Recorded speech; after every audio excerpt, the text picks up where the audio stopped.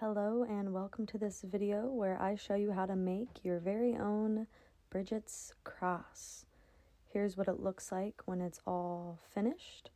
But first, what do you need? So you need a pair of scissors and some string of some kind, any color, and some form of grass.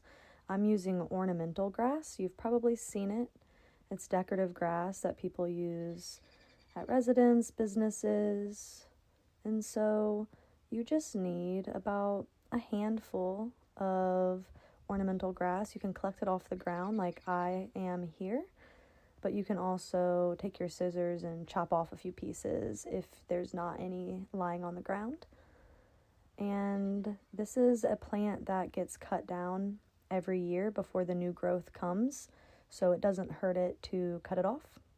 You'll want to soak your ornamental grass in water so that it is pliable and workable and doesn't crack and break as you bend and fold the pieces. You won't need your string and scissors just yet, but keep them within arm's reach so that you have them when you need them. Here is what your Brigit's Cross will look like when you're about halfway through, depending on how big you decide to make it. I'm going to actually give you a step-by-step here in a second, but I just wanted to give you a little close-up so that you kind of know what you're looking for and what it's going to look like. To begin, you'll take two pieces. The first piece you'll keep long and straight, and the second piece you'll bend about halfway, and you'll fold it over the first piece. So the first piece is being held by the second piece being bent and folded around it. Then you take your third piece, bend it about the middle, and fold it over the second piece. 3 steps in, and you have the first piece long and straight, the second piece folded over the first piece, and the third piece folded over the second piece. And now we're going to keep bending and folding pieces, overlapping the previous pieces that we've put together. And so every time you fold another piece and it overlaps the previous piece that you added, it will kind of hold everything together and in place. And so you'll just turn, bend, and fold, as you can see me doing here.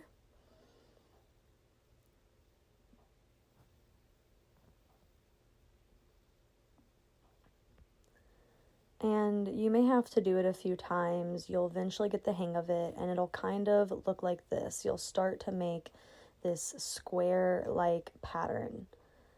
And you just keep repeating this. Each time you bend another piece and fold it over the other pieces, and you just keep turning it and adding to it and building on to the pattern. And it may look a little lopsided in the beginning, but that's okay. As you continue to create this, it'll all even out. And so you just keep adding pieces and working around, and each layer creates the cross.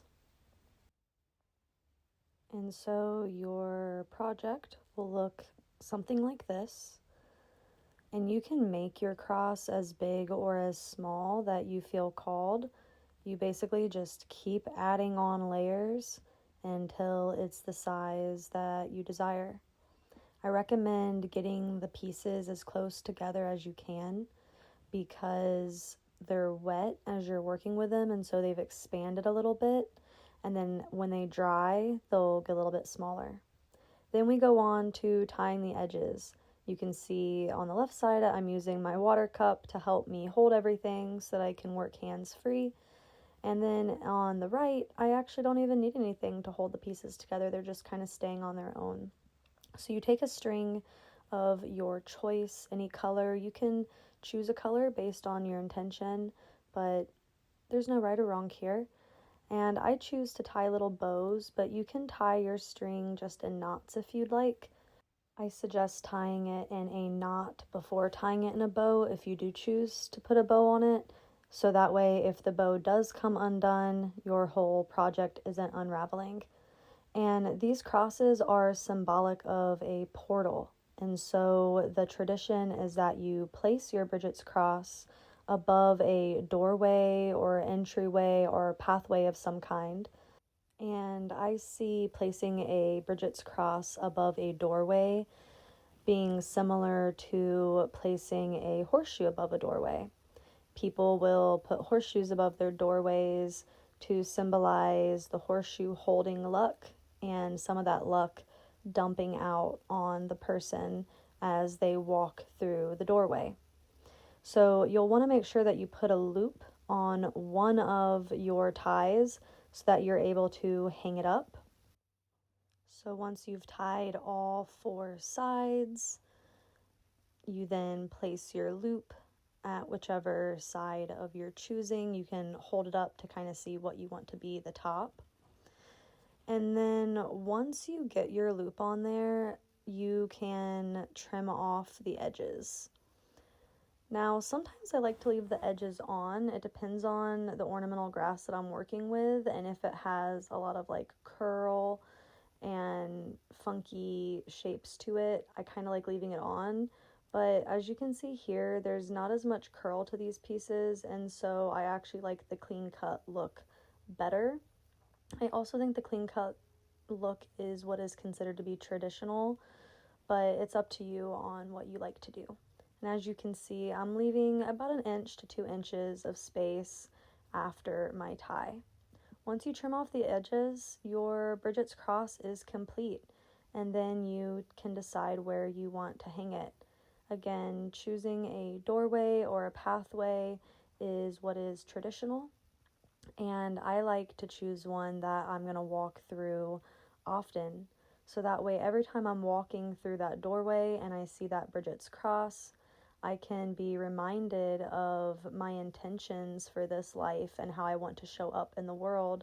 And so for me, placing a Brigit's cross above a doorway or a threshold leading out into the world serves as a visual reminder so that every time I'm walking through that doorway and I see the Brigit's cross hanging above, I'm reminded of my intentions in this lifetime. I'm reminded of who I want to be and what I want to embody and how I want to walk through this life and show up in this world.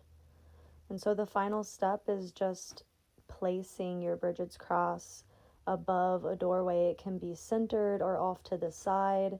There's no right or wrong here. Just follow your intuition and do what feels right for you. I have made several of these now. So I have one on the inside going out and one on the outside going in. And I've also gifted them to people. I will gift them to people and just tell them to set an intention and then place it above a doorway and allow the cross to act as a visual reminder of what your intentions are. And that's it. That's how you create a Brigit's cross, and that is how you use it once it's made.